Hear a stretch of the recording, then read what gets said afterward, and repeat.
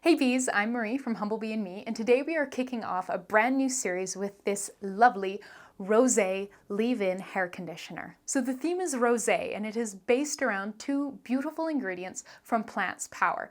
So the first one is their rose hydrosol, and the second one is their cognac green essential oil. The rose hydrosol smells somewhat predictably of roses, and it smells absolutely lovely. It's a really nice, juicy rose hydrosol. The cognac essential oil is new to me, and it smells of wonderful, fresh, crisp wine. It makes me think of spring picnics in France, and it's absolutely lovely. And pretty much as soon as I smelled it, I started thinking about rosé wine. It's definitely much too light to really remind me of red wine, and I wanted to bring in the fruitiness that I associate with rosé. So the rose hydrosol blends with the cognac essential oil, and then just to kind of flesh it out, I've included a touch of a citrus essential oil, so you can use pink grapefruit, or you could choose something like, let's say, a cubeba or lemon, or even like a sweet orange. It's really up to you and kind of what you feel and what you think about when you think about rosé wine. Just make sure you are keeping the maximum usage levels for the essential oils that you choose in mind.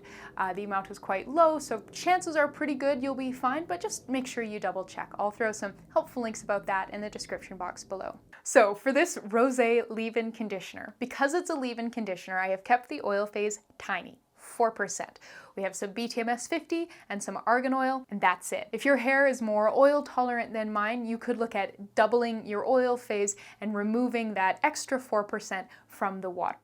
Our water phase is mostly water and rose hydrosol with some great humectants like sodium lactate and panthenol. I've also included some cetrimonium chloride for added conditioning and detangling. The last ingredient in this beautiful conditioner is some hydrolyzed rice protein, which helps add volume to the hair, which is just so cool. I'll throw some links to read more about it in the description box below. But just a reminder, if you want to learn more about this formula, the ingredients I've used, you're looking for substitution information, scaling, shelf life, where to buy ingredients, all of that is on my blog, linked in the description box below. There's a partner blog post with heaps more information, highly recommended reading. But come on, let's get started. We're going to begin by combining the ingredients for our heated water phase and our heated oil phase in two separate heat-resistant glass measuring cups. So in this measuring cup, I already have 36.75 grams of distilled water, and to that we're going to add 50 grams rose hydrosol, 2 grams panthenol, 2 grams cetrimonium chloride, and 2 grams sodium lactate. Our oil phase is very simple and very small, 2 grams each argan oil and BTMS 50. Up next, we're going to weigh our water phase and note that weight, noting that it includes the spatula as well. Now, to melt everything together, we're going to put both phases in a water bath. So this is a wide, flat-bottomed sauté pan with about 1 inch or 2 centimeters of water in the bottom of it. And I'm going to go put this on the stovetop over medium heat for about half an hour to melt everything through. While our heated phases do their thing on the stove, we can weigh out our cool down phase. So I've got a small dish here.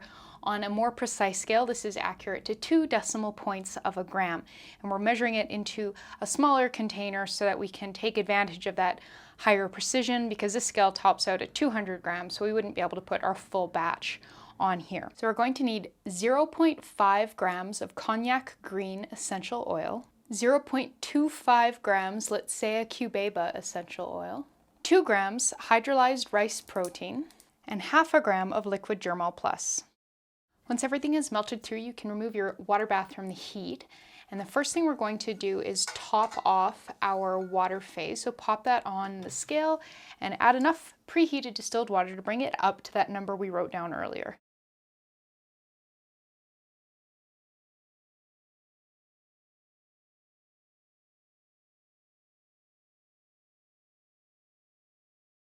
Okay, so that was about 3 minutes of blending. I am going to leave this to cool for about 5 minutes and then come back and blend it some more. Okay, so it's been about 5 minutes. This is still really liquidy, and it really is going to be for quite some time because it just has such a tiny, tiny oil phase. It does thicken up a little bit eventually, but you want to be careful when you first start your immersion blender and make sure that your container that you're using does have a pretty good amount of room in it, because if this is a smaller container and you put your immersion blender on at full bore right away, things are just going to spray everywhere. So make sure you're pulsing the button and working your way up to a full blend.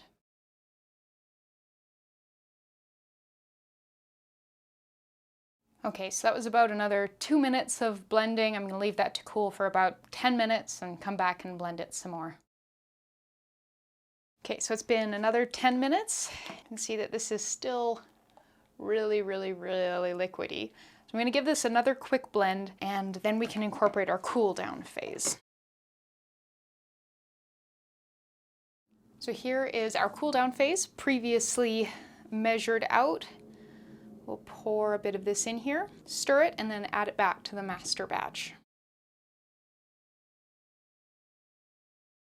So before we package it, I'd like to just let it sort of fully cool and settle it a little bit so I can show you what the final consistency is like, because it does get a bit thicker than this. This is looking pretty kind of watery and sad. So have no fear, it will be thicker than this. It just needs a little bit of time. Okay, so it's been 2 hours and you can see that this has thickened up. It's definitely not lotion level thick, but it at this level of viscosity, it actually applies, I find, very, very nicely as a leave-in hair conditioner. It allows you to easily spread it between your fingers and then work it through your hair, and makes it hard to apply too much product, which for me is a concern with my type 1B hair. So we're going to package this up by putting it in some bottles. I've got 3 little 1-ounce squeezy bottles with little turret tops that I find these are just great for dispensing this product, and you can probably guess I'm planning on gifting it. Now I could have made a smaller batch, but I find that it's difficult to get adequate mixing with an immersion blender with a batch much smaller than 100 grams. And for something like this, where our oil phase was so small, I wanted to make sure that we had an ideal amount of blending, of high shear mixing, so that we could guarantee our emulsion would be stable. So I opted to make more than I need personally and gift it.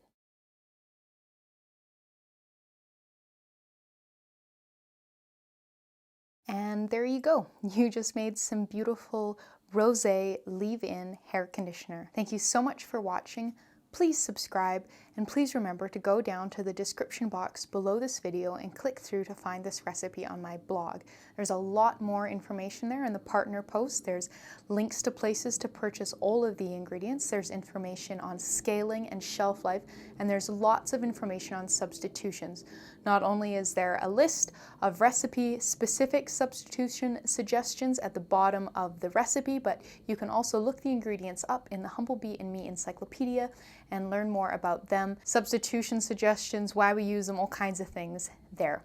So thank you so much, and I'll see you next time.